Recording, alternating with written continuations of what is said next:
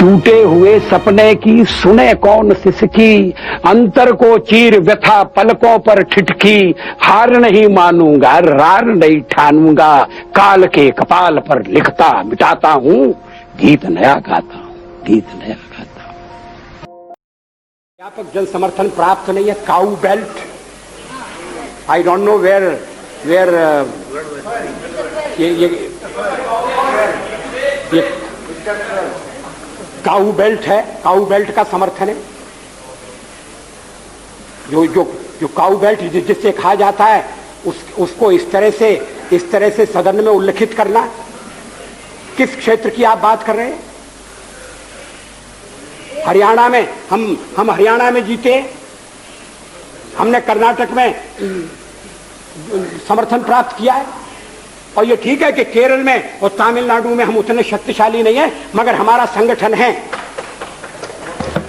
पश्चिम बंगाल में भी हमें 10% से थोड़ा कम वोट मिला हुआ है। अगर आप वोट की बात करते हैं तो फिर 10% वोट की बात करिए। इस सदन में एक व्यक्ति की पार्टियां, एक व्यक्ति की पार्टी, और वो हमारे साथ हमारे खिलाफ जमघट करके और हमें हटाने का प्रयास कर रहे हैं। उन्हें प्रयास करने का पूरा अधिकार है, मगर है वो एक व्यक्ति की पार्टी। एकला चलो रे, और चलो एकला अपने चुनाव क्षेत्र से, और दिल्ली में आकर हो जाओ इकट्ठे रे। किस लिए इकट्ठे हो जाओ? देश के भले के लिए। स्वागत है, हम भी अपने ढंग से देश की सेवा कर रहे हैं, और अगर हम देशभक्त न होते और अगर हम निस्वार्थ भाव से राजनीति में अपना स्थान बनाने का प्रयास न करते, और हमारे इन प्रयासों के पीछे 40 साल की साधना है। ये कोई आकस्मिक जनादेश नहीं है, कोई चमत्कार नहीं हुआ है। हमने मेहनत की, हम लोगों में गए, हमने संघर्ष किया है। पार्टी 365 दिन चलने वाली पार्टी है। ये कोई चुनाव में कुकुर मुक्के की तरह से खड़ी होने वाली पार्टी नहीं है। और आज हमें अकारण कटघरे में खड़ा किया जा रहा है, क्योंकि हम थोड़ी ज्यादा सीटें नहीं ले सके। हम मानते हैं हमारी कमजोरी है, हमें बहुमत मिलना चाहिए। राष्ट्रपति ने हमें अवसर दिया, हमने उसका लाभ उठाने की कोशिश की है, हमें सफलता नहीं मिली, वो अलग बात है। लेकिन हम फिर भी सदन में सबसे बड़े विरोधी दल के रूप में बैठेंगे, और आपको हमारा सहयोग लेकर सदन चलाना पड़ेगा, इस बात को मत भूलिए। मगर सदन चलाने में और ठीक तरह से चलाने में हम आपको पूरा सहयोग देंगे, ये आपको आश्वासन देना चाहते हैं। मगर सरकार आप कैसी बनाएंगे, वो सरकार किस कार्यक्रम पर बनेगी, वो सरकार कैसी चलेगी, मैं नहीं जानता। लेकिन जहां तक दलितों का सवाल है, शेड्यूल कास्ट के टोटल मेंबर्स हैं 77, और उनमें से 29 मेंबर्स बीजेपी के चुने गए।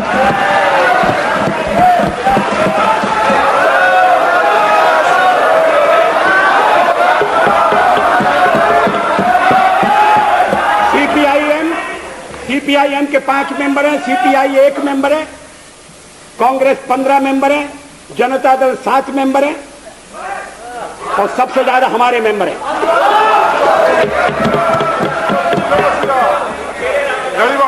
और एसटीसी में भी, शेड्यूल ट्राइब्स में भी total number of seat is 41, BJP 11।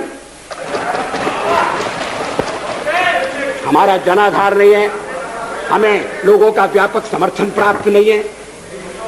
अगर आप हमें छोड़कर सत्ता बनाना चाहते हैं, और आप समझते हैं कि वो सरकार टिकाऊ होगी, मुझे तो उसके टिकने के लक्षण नहीं दिखाई देते। वो पहले तो उसका जन्म लेना कठिन है, जन्म लेने के बाद जीवित रहना कठिन है, और ये सरकार अंतर विरोधों में घिरी हुई देश का कितना लाभ कर सकेगी, ये एक प्रश्नवाचक चिन्ह है। हर बात के लिए आपको कांग्रेस के पास दौड़ना पड़ेगा। और जब आप उन पर निर्भर हो जाएंगे, अभी तो मैं नहीं जानता, पहले चर्चा हुई थी, कुछ शर्तें लगाई जा रही, फिर चर्चा हुई कि कोऑर्डिनेटिंग कमेटी बनाना पड़ेगी। फ्लोर पर भी हम लोग कोऑर्डिनेशन करते हैं, उसके बिना तो सदन नहीं चलता। आप सारा देश चलाना चाहते हैं, बड़ी अच्छी बात है, हमारी शुभकामनाएं आपके साथ हैं। हम अपने देश की सेवा के कार्य में जुटे रहेंगे। हम संख्या बल के सामने सर झुकाते हैं और आपको विश्वास दिलाते हैं कि जो कार्य हमने अपने हाथ में लिया है, वो जब तक राष्ट्रीय उद्देश्य पूरा नहीं कर लेंगे, तब तक विश्राम से नहीं बैठेंगे, तब तक आराम से नहीं बैठेंगे। अध्यक्ष महोदय, मैं अपना त्यागपत्र राष्ट्रपति महोदय को देने जा रहा हूं।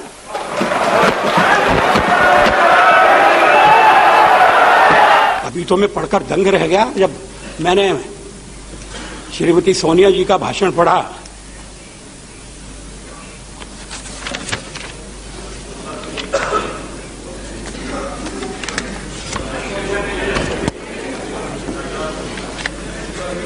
उन्होंने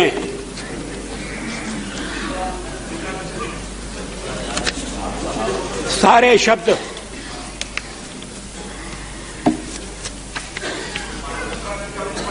इकट्ठे कर दिए एक ही पैरा में।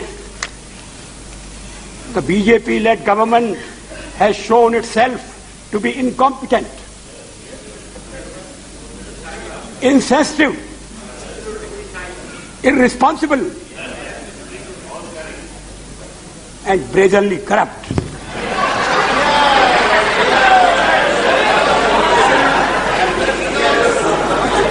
राजनीतिक क्षेत्र में जो आपके साथ कंधे से कंधा लगाकर काम कर रहे हैं, इसी देश में मतभेद होंगे, उनके बारे में ये आपका मूल्यांकन है? मतभेदों को प्रकट करने का ये तरीका है? ऐसा लगता है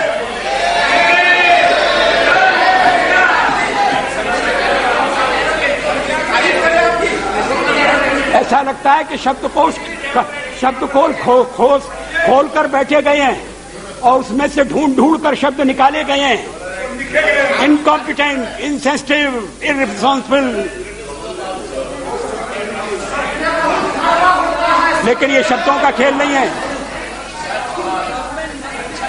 it is a government that has betrayed the mandate of the people. हम यहां लोगों से चुन के आए हैं और जब तक लोग चाहेंगे हम रहेंगे। आपका मैंडेट कौन होता है, हमारा फैसला तय करने वाला है। It is a government that has betrayed the mandate. किसने आपको जज बनाया है? आप यहां तो शक्ति परीक्षण के लिए तैयार नहीं है। अब जब असेंबली के चुनाव होंगे तब हो जाएंगे दो हाथ।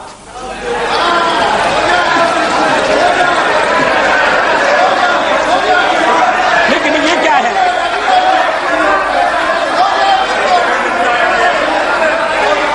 ये सभ्य तरीके से लड़िए, इस देश की मर्यादाओं का ध्यान रखिए।